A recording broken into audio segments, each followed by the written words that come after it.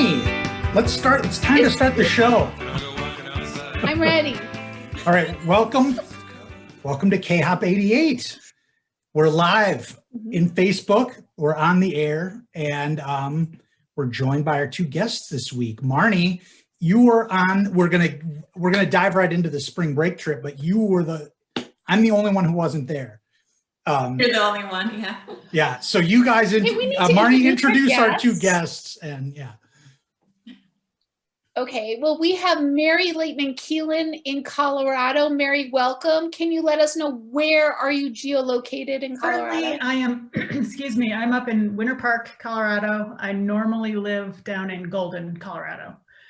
So, but we're taking advantage of being able to be remote and living up in the mountains for a while. Cool, welcome. And is there snow? We usually talk about weather. We wish there was a lot more. We do have some. Yeah, we've got an okay base, but we do want a lot more. Me too. I love snow. And we have Amy Flaherty is kind of a fake name for Tanya Peterson. Welcome. You are beaming in from Virginia. Is that true? Yes, the very upper corner of Virginia. And is that your home base? Yeah, I'm very close to it. I'm about 20 minutes away from where I live right now. And do you have snow? Actually, we did get a little bit of snow last night, mostly freezing rain. So that was fun to wake up to this morning. Yeah, that's always fun. In California, it's fun. We have this phenomenon on the West Coast, which I just love saying, which is tonight is the start of what we call the atmospheric river. That's what they call it. It's not a thunderstorm. It just rains for a week. So you're just studying. So how many inches of rain do you normally get? Well, they say 6 inches this week. Whoa. And this happens every year? And 7 feet of snow in this. Oh. What? Does this happen all the time? 6 inches in a week. No, there's like one atmospheric river a year, and they're projecting 6 to 7 feet of snow in the Sierras. My God. Wow. Send it my way. Okay. All right. Well, we are so here. Let's dive in.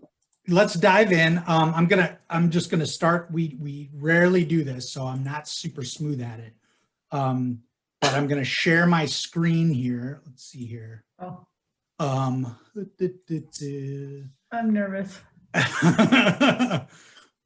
Maybe I'm not going to share my screen. That used to be super easy. Oh, here we go. Okay. All right. Who wants to do the roll call here and tell us what we're looking at? Tanya, why don't you go, because you're on the far left. Okay, well, this is our 8 Sexy Seniors Experience Ixtapa senior year. And we have, well, there's myself, then there's Megan, Jenny Thompson. Is that Tisa? Oh, that's Karen. Oh, that's Karen? I can't see with my glasses. Katie, oh, there's Tisa, Marnie, and Mary. Fantastic. And I had made sweatshirts for everybody. So most of us, well, part of us are wearing the sweatshirts that we made for our trip. Who came up with this acronym theme, and then you actually had sweatshirts made? So was that was it all your idea, Tanya? I don't even actually know or remember. I know I was part of that idea, but I don't know. I don't know if I can take full credit. Okay. I feel like you did it. You made the sweatshirts. Yes, I did. Lisa wrote a song for our trip. So, I mean, oh my, we went all out on this thing. That's big, a song. Yeah. So what I'm interested in is, because I did not go anywhere for spring break in high school. There was no way in hell my parents would have let me go to Des Moines, Iowa, let alone Mexico. So was it a tough sell for your parents? Do you remember? Actually, and how did you pitch it? I had been there, I think it was the year before, with my parents. Okay. So they went, they knew what it was like. And then I think I kind of started pitching that to our group. Like, I've been there, I know what it's like. And so I don't know how that went with the other families, but that's where it started for me anyway. Mary, how did you pick that up? You know, I don't remember when or how we started talking about going. I do remember it was always Ixtapa. That was always the plan. And at that point, you know, my brother is 2.5 years older than me, graduated 3 years ahead of me, and he was not allowed to go on a senior spring break trip. But by the time I came around, my folks were like, all right, warmed up to the idea. And my sister, who's 1 year younger than me, got to go to the same place. She and her friends also went to Ixtapa. So yeah, it became a thing. Marnie, was this a tough sell with your mom? Well, I have no memory, and I'm glad to know. I'm glad to know it was Tanya's idea. I was wondering if I saw it in like the Star and Trib in the travel section, like here, parents, here's an article about Ixtapa, but I have no memory of that part. Fun. I mean, again, we're getting a lot of no memories out of this experience, but is there something that any of you do remember that was particularly fun or noteworthy that's stuck with you now for 30 plus years from this trip? Parasailing. Oh. Yeah, I went parasailing. Did either of you do it? I have no recollection. I plead the fifth. Do you have more photos, Mary? I've got a crap ton of them. They're all in storage. I'll find them and send them to you. I just had those few from when I made Megan's blanket. So I might have gone parasailing. I had this vague memory, everyone, as I was getting ready for the show, of a flood in our hotel bathroom. But that's all I remember. And some of these people remember more about the flood. Yeah, there was I don't even remember how it quite happened, except for that I know that somehow I think Jenny and Karen or something turned on the water. The water was not coming out of the faucet. So we were getting ready to go out in the morning, I believe it was, and they left the faucets on and without knowing. So when we came back to our hotel room, there were the hotel, you know,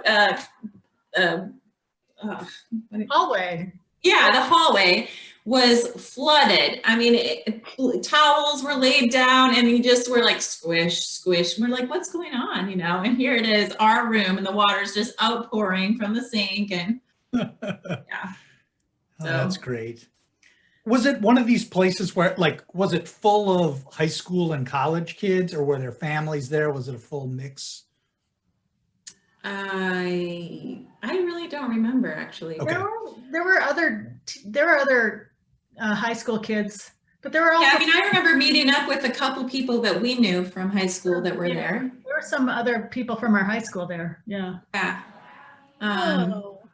I think it was I don't think it was a thing that we were actually looking for other families, obviously. You know, we're just looking for young people, and we were such a group that we just went out and did things, and you know, kind of were in our own world, in that little world, I think, you know. So Tanya, do you have children? I think we covered this with Mary, that she has a 2-year-old dog at this point. Yeah. Tanya, do you have kids? Kids? Yes, I have 2 girls. One is 19, and she's at the University of Tennessee.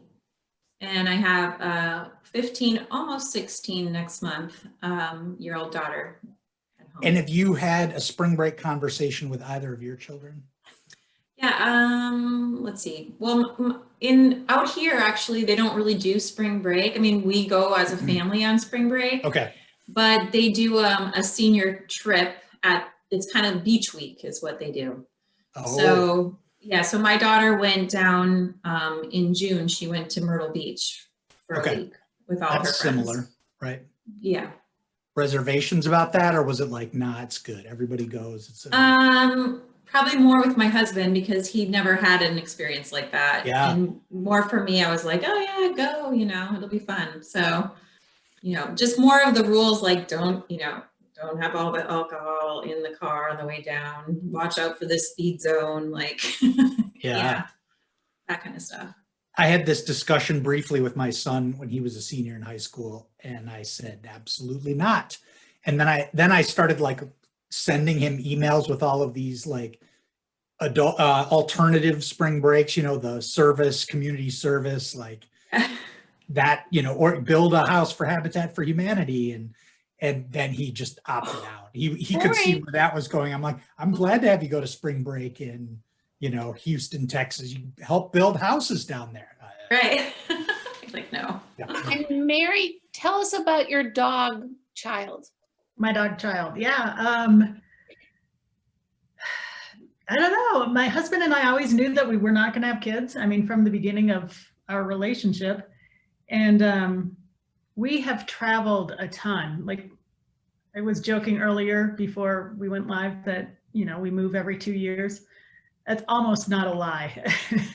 And we've lived in Germany twice, and we just hopefully are settling down now. So after our last move to our last house, we decided that we're finally not going anywhere anymore, right? We're going to settle down. We're going to stay here. We're just going to live in Colorado and be happy, stay with our jobs. And so we decided to finally have a family, and we rescued a dog who was, you know, 5 months old and just a cute little thing when we got him. And he is now 2, and he's 87 pounds, and he's already detached an ACL and had surgery to repair that. And I mean, he is the best behaved dog I've ever seen in my life. Up where we're living right now is there are no leash laws. So everyone just lets their dogs run around. And it's like when we were kids. Remember when we were kids and we'd go outside with our friends and we'd play all night? Mm-hmm. That's what happens and here now, except dogs in the neighborhood just running in the and the dogs are just all outside playing together, and we know all the dogs by name. We don't really know the humans that go with them. Sure. We're learning though. So, but yeah, so we have a 2-year-old, and he's awesome. And what's his name? Jimmy. Jimmy. Okay. Nice. All right. And So so where all have you lived? Okay, if you can give us a tip, not every place necessarily, but the highlights. Twice where in Germany? We were outside of Mannheim, Germany, which is about 50 miles south of Frankfurt. We were working as contractors on a U.S. Army base. Oh. So we were living on the economy, but we were working on a base. So we had base privileges. You know, I could buy bacon and peanut butter, which are things you want when you're in Germany. They're good selling points to all the locals. Funny. Yeah, so we were there 2 different times. We were there for 2.5 years, came back for 1.5 years, and then went back for another 2 and came back. So, but yeah, went to college, and I started in Minnesota, but then went out to Washington State, then moved to Madison, Wisconsin for 1 year. It was super cold that winter and super hot that summer. I said, screw this. I went back to Washington, lived in Seattle, moved down here to Colorado in '98. And this has been my tax base ever since. Okay. And Tanya, what brought you to the East Coast? I went to chiropractic school in Minneapolis, and then I met a guy there, and he was from Virginia. So we moved out here, and this is where I landed. What do you think about Virginia? I like Virginia. There's a lot of beautiful places. I miss the lakes because everything around us is rivers, and to me that's definitely not a lake. Or you can go to the ocean, you know, but that's a couple hours away. I felt from where I live, which is pretty close to Leesburg, Virginia, when I first moved here, it took me a while to really kind of feel comfortable in this area. There's a lot of negative energy, I felt like, when I first moved here. It's because it's such a government political area that you really have to kind of get over that. And there's also some kind of little hierarchy around here. So finding your place in that was very different. And I always say, when I'm leaving here and I fly to Minneapolis, everyone on the plane is like, oh my gosh, where are you going? Who, you know, they're talking to you the whole time. The minute you get on the plane from Minneapolis to come back here, everyone is tight-lipped. They've got their book, like, don't look at me, don't talk to me. It's just a very different climate. So. Well, I appreciate Interesting. that. I went to school in DC, so I have some and lived there for a while, so I have some Okay. familiarity with that area. And the way you describe it was how I experienced it. When I went out west, like the far west to Portland in the Bay Area, I'm like, yes, open west, without like the, you know, the hierarchy of the East Coast and the long, you know, the baked in history. So. All right, so Yes. check in with our friends here in Yeah. Facebook. Karen McIntyre and Jenny Anderson have both logged in to say hello. Maybe Karen has met Jimmy. She's expressing heart sign dog prints for Jimmy. She knows Jimmy from Instagram. Okay, nice. This is important. Chad Alt also in. Chad served in the military and said he lived in Aschaffenburg for 3 years and Wetzlar for another 3 years. Loved Germany. Doug Robertson and Jim Sexton and Tony Burback also on board to say hello. There's other people who have left comments, but I can't access them right now. It's hard to Semmers multitask. as well. Okay, Yeah. so one of the cool things about the two of you is that you have known each other since you were very young. So tell us your first memories of each other, please. I don't know what my first memory is, but I know that, you know, we lived right next door to each other. We've known each other since we were 2 years old. Her mom took care of me when my mom was a teacher, so I would be at her house a lot. Our windows faced each other, and, you know, houses in Golden Valley in those areas, a lot of them, you know, there's probably 10 feet, 12 feet between houses. So at a certain point in our time, it was kind of, what was it, like, Mary, like 4th, 5th grade, when everyone would wear, you know, Mondays was yellow sweater, Tuesdays was the red sweater, or it was like the frog, you know, turtleneck, or the heart turtleneck, or whatever. And so we had walkie-talkies for a while here and there, but we also made like letter cards, and so we would put up messages in our window to the other one, like, tomorrow wear your red sweater, or, you know, things like that. So we couldn't go downstairs and pick up the phone, or we're like run next door. No, that's way cooler. Yeah, you know, but we played a lot together, and I mean, for many, obviously, everything, backyard, at each other's houses, like all of that. And our families still, you know, keep in contact and everything. I've followed Mary around the world. I've been to Germany to visit her. I've been to Washington to visit her, Colorado, like, you know, we seem to find each other every couple of years. Yeah. That's the benefit of having friends who go far away, is that you can go hang out with them. Were there other kids from our class who lived in your basic area that you ran with? There we go. Okay. Yeah, Tony was in the hood. Yeah. Ron McClure was there. Who else was? Some of them were younger, like Dave Engler and Tracy Tart, but she was older. Who else? I think for our grade, it's like you and me and Ron and Tony, and I don't remember. Pretty good core group. Yeah. We had a great park down below our houses, so we would, and our bus stop was down there, so, you know, that was always fun. You know, the ice rink was down there, playing soccer at the bus stop, and that kind of stuff was fun. Yeah. Mary, what do you remember about Tanya? Oh, sorry. No, go ahead. Mary, what do you remember about Tanya? Well, we always had like the little plastic pools. I mean, when we're talking really young, right? Like 5 years old, 6 years old, the ponytail sticking out of your hair up here. And Marnie, I'm with you. None of these are firm memories in my head, but my mom is the queen of photo albums. And as my graduation present from high school, each one of us kids got a photo album of our lives. And my mom had gone through, remember when you had slides, right? She developed all the photos from slides and put together these huge albums. So a lot of my memories of Tanya are from my mom's photo album, but the little plastic pools, or Pat Engler doing the little dress up, like, just the playing in the Honda trails, doing all the running around. Oh my gosh, and building forts in the backyard and all that. Yeah.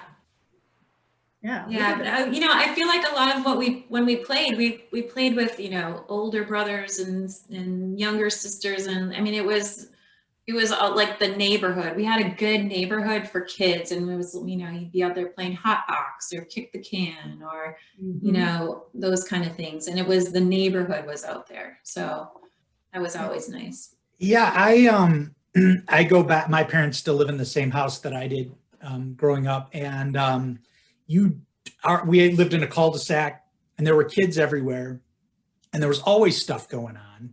And we didn't really rely on parents very much, as I remember, to like coordinate anything or set anything up. And now when I go back, you don't see kids out anywhere. It's just amazing to me. And I think about it someone like a crank. It's weird. Yeah. With my own kids, we used to take our bikes and go through this. General Mills was across the street from us. Oh. And we literally, there was a park with trails and a creek and all this, and we would go there and play for the whole day, and in the creek, and ride our bikes to the little store and get pop from the pop shop and all that. And nobody was like saying, "Hey, where are you? What are you doing?" Like, right. It was like, make sure you're back by dinner. Yeah. Text if you're going to be late. Yeah. Somebody in our neighborhood literally had one of those like dinner ranch house triangles, like ding, ding, ding, ding. Yeah. But yeah, I think, and that was it. Like, you weren't really going to get into too much trouble because you were always around 3 or 4 other kids. Yeah. And somebody's mom could always call somebody else's mom, and go, "You see those kids?" Like, "Yeah, I saw, they were here 2 minutes." And that, I think that's all. Parents don't know each other quite as well, maybe. But and we all benefited too. My mom worked, but she worked at the school, so she was off during the summer. And so we all benefited from having mom around to like, mix up Kool-Aid or, whatever. Exactly.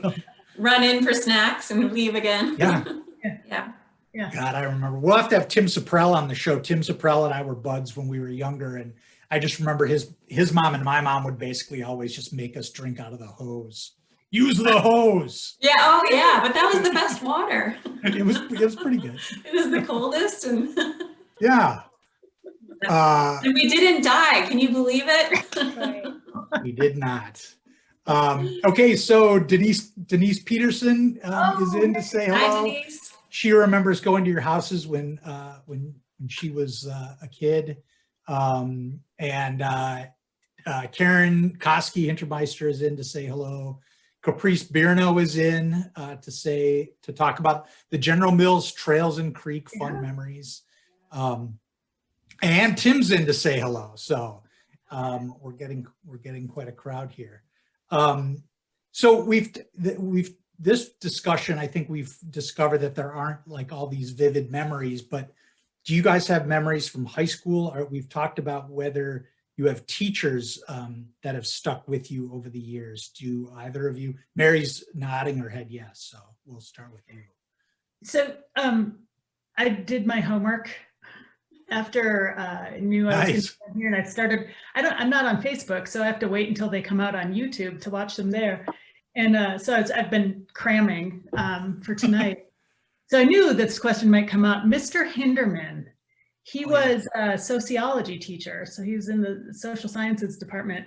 And I just remember he was just such a calm presence, and he was so smooth. He was just, I just appreciated his presence and what he taught. And in fact, because of him, I majored in sociology. Huh.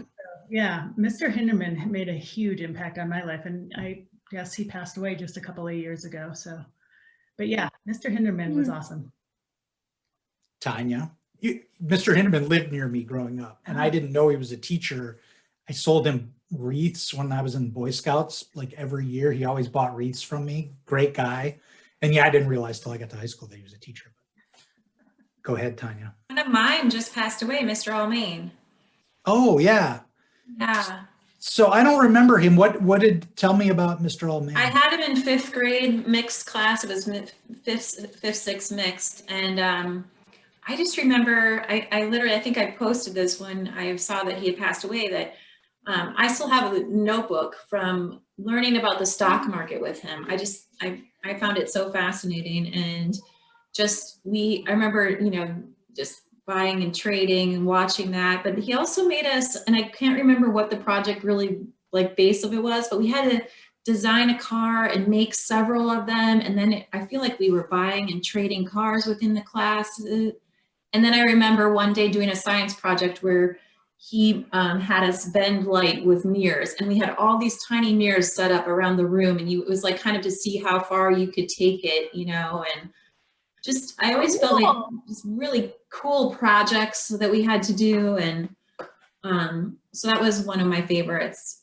I also was very lucky to have Mr. Kurtz in middle school. And I was invited to go to the Boundary Waters. So I did that 3 summers in a row, actually, with him and Mike Lesage and Laura Etnier and Tisa. I went one year. Yeah. And, so we went to the Boundary Waters for 2 years and 2 summers in a row. And then the last one, we went up into the Quetico.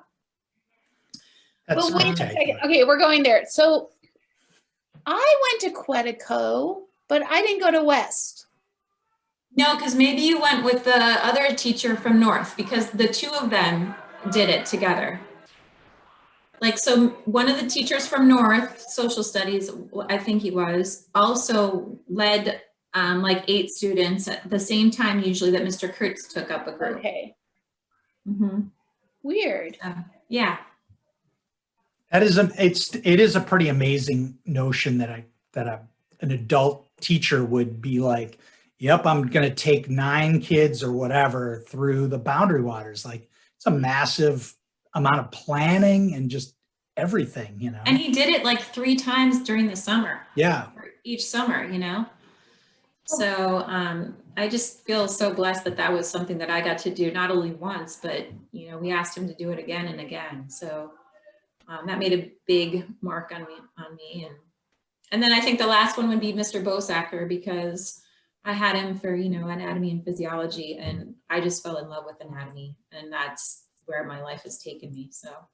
And are you a chiropractor now? I am. I'm a chiropractor and a massage therapist, actually. I do both. And how has the pandemic affected your profession right now? Right now, actually, things are hopping, but we did have to shut down for a couple weeks. I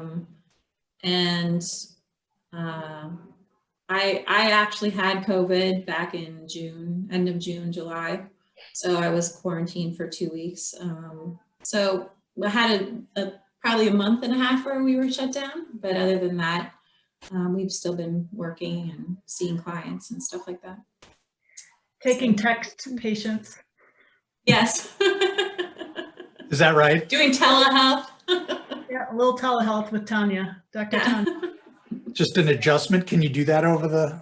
Yeah, I wish. Do you guys I'd be a find millionaire. that as we're aging, you hurt yourself and you don't know if it's permanent for the rest of your life, oh God, it's an old person thing, or if it's something that you're just yeah, I'll just shake it off in a couple of days and be okay.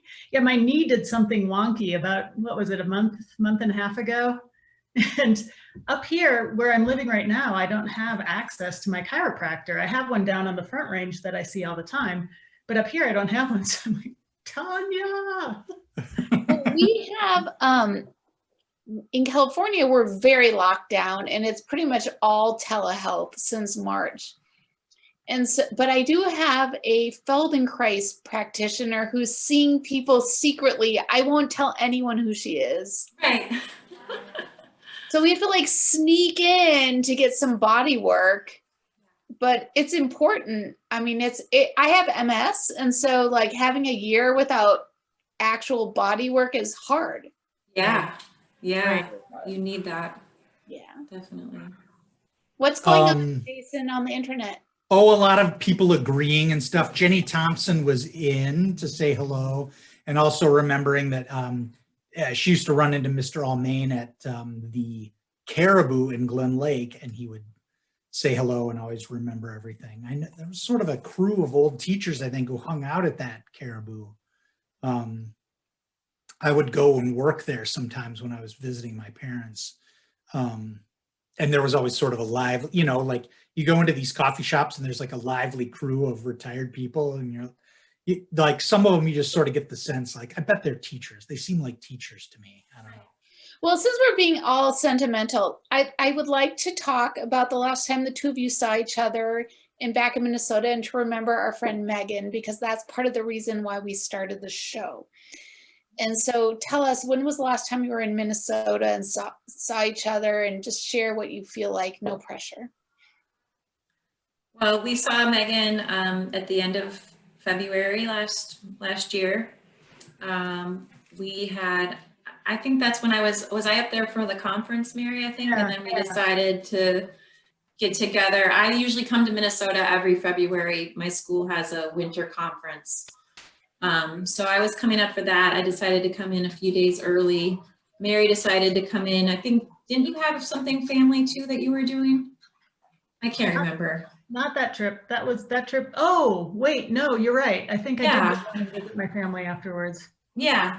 So, and then it would just worked out, you know, of course, that we saw Katie and Jenny, and Tisa was down in Costa Rica still at that point, I think, wasn't she? Or not quite there yet? I can't remember. Yeah. And Karen was not able to come up.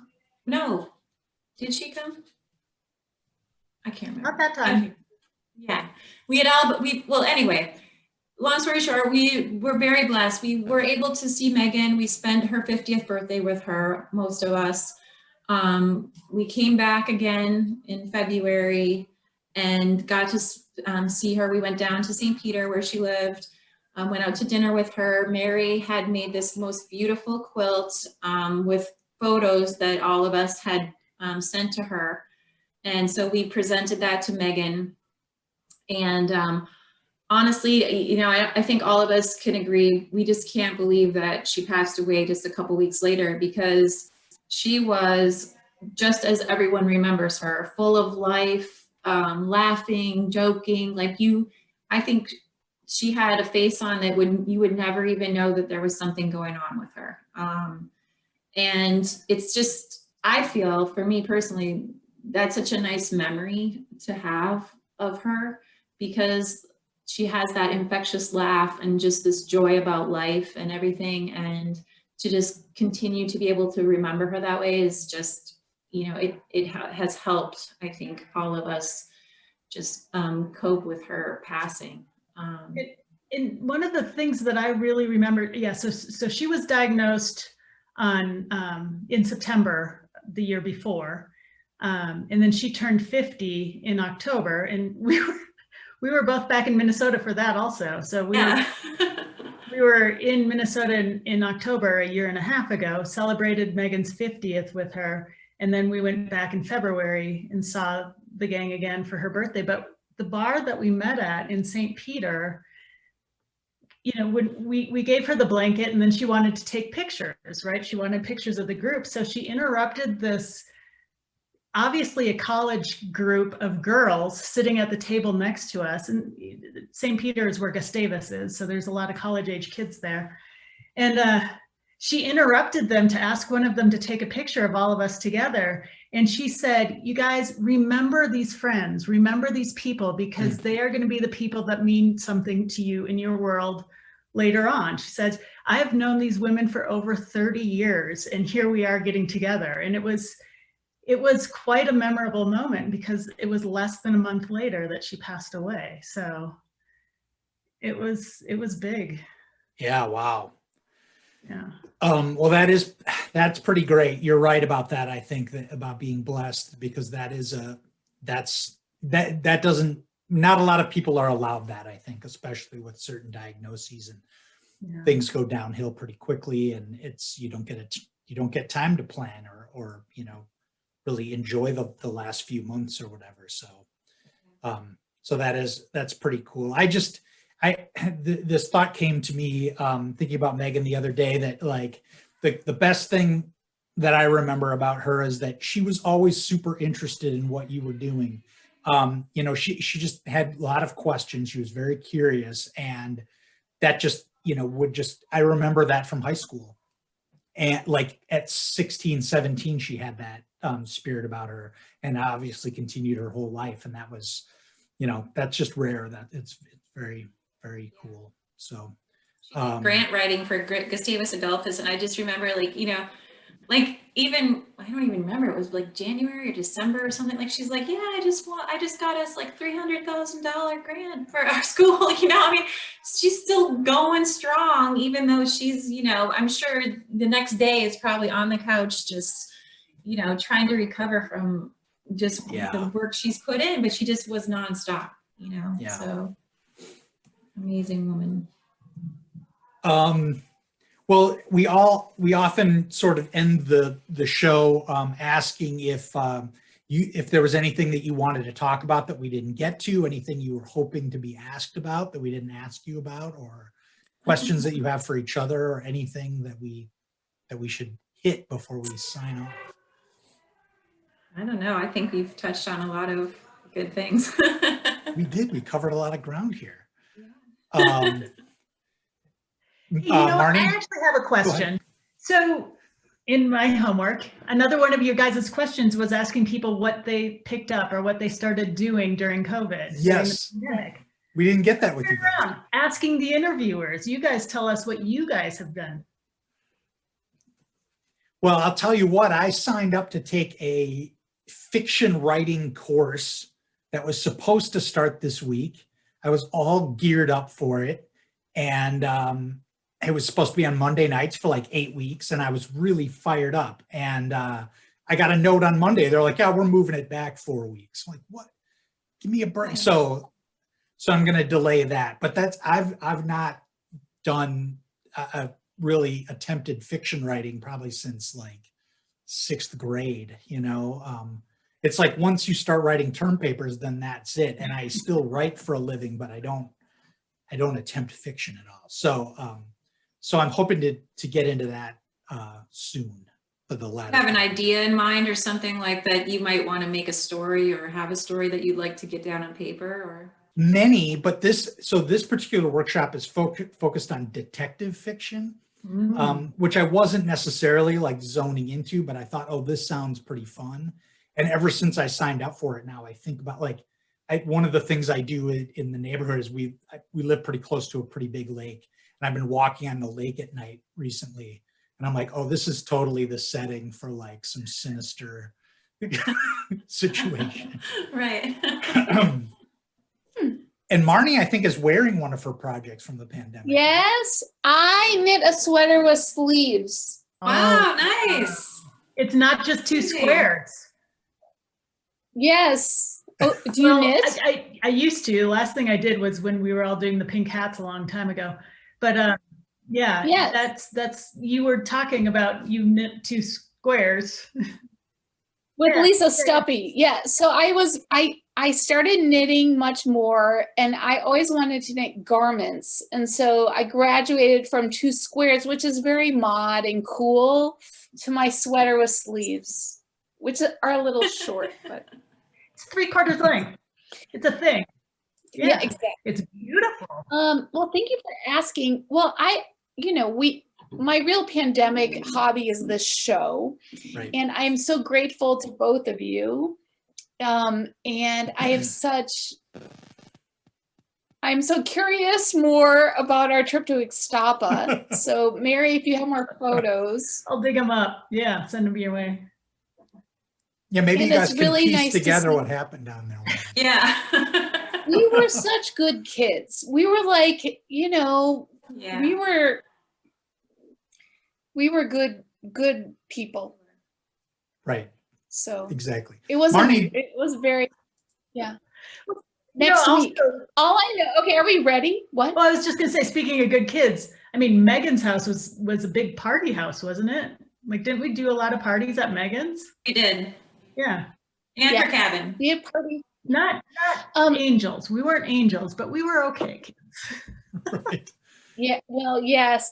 Okay, before we go to next week, there was one thing that we don't even have to talk about at this show, which I realized in my research, is that Mary and I were on the dance line together. Wait, we didn't even talk about this.